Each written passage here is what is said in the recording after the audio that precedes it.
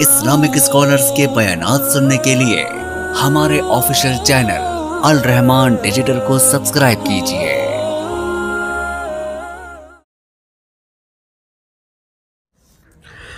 یہ سوال ہے، اگر میت عورت ہو اور محرم بھی اس کے موجود ہو تو ان کے ہوتے ہوئے غیر محرم میت کو قبر میں اتار سکتے ہیں؟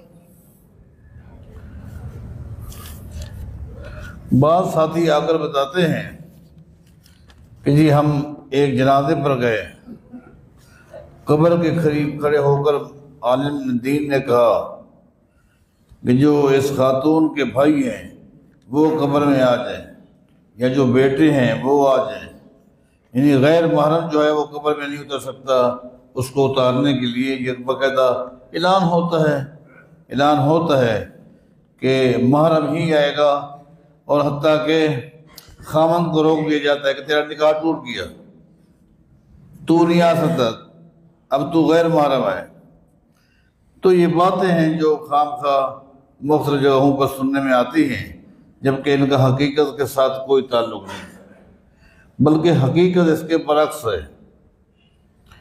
میت چاہے مرد کی ہو یا عورت کی ہو، اس کو قبر میں اتارنے کے لیے محرم یا غیر محرم کی قید میں نے کہیں نہیں سنی، کہیں بھی نہیں، بلکہ غالباً صحیح بخاری میں آتا ہے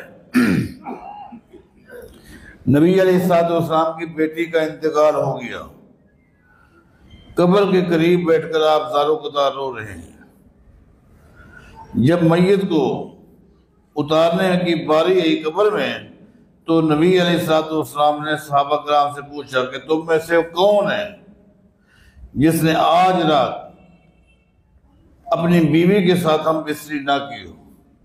تو ایک دم حدیث میں آتا ہے ابو طلحہ کھڑے ہو گئے، انا یا رسول اللہ، اللہ کے رسول میں ہوں۔ یہاں ضمن میں آپ کو ایک بات کی وضاحت کروں گا، کیونکہ قبر میں اتارنے کے لیے ایک ہی آدمی کی ضرورت ہوتی ہے، وہ آتا ہے اور سرحانے نہ اتارتا ہے۔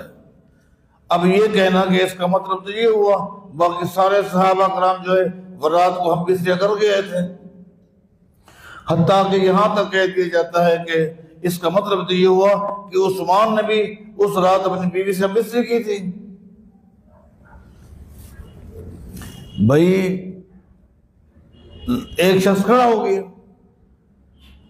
اب 50 آدمی ضرورت تو نہیں تھی کہ 50 آئے اور 50 نہیں ملے، 100 کی ضرورت تھی، 100 نہیں ملے۔ آپ یہ سمجھیں کہ نبی علیہ السلام نے فرمایا ایک دن من یضمن لی واحدہ اضمن لہ الجنہ، کوئی ہے جو مجھے ایک چیز کی ضمانت دے دے، میں اس کو اس کے بدلے جنت کی ضمانت دیتا ہوں۔ ابو ذر غفاری ایک دم کھڑے ہو گئے، میں ہوں۔ اب اس کا مطلب یہ تھوڑا ہے کہ اور کوئی تیار نہیں تھا، یہ کس نے کہا اور تیار نہیں تھے؟ میں اللہ کے رسول تیار ہوں۔ آپ نے فرمایا کہ بس ایک چیز کی ضمانت دو، لا تسأل الناس شیئا، آج کے بعد مسئلہ تیرا چھوٹا ہو یا بڑا ہو، اللہ کے علاوہ کسی اور کے آگے ہاتھ نہیں پھیلانے۔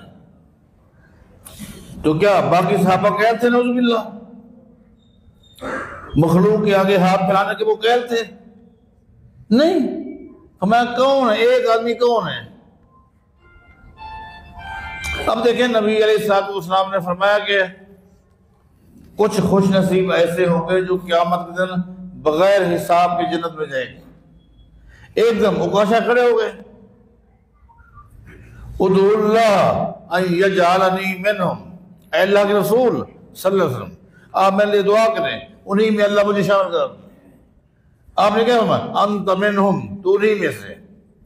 وہ بیٹھا، ایک اور کھڑا ہو گیا، آپ نے کیا فرمایا؟ سبقک بہا عکاشہ، عکاشہ نمبر لے گیا۔ تو آپ کیا سمجھتے ہیں وہ ایک ہی آدمی ہوگا؟ بس عکاشہ کا نام ہے صحابہ کرام میں سے۔ جو لاکھوں کی تعداد میں لوگ بغیر حساب کے جائیں گے، کروڑوں کی تعداد میں، وہ خالی عکاشہ ہے؟ نہیں۔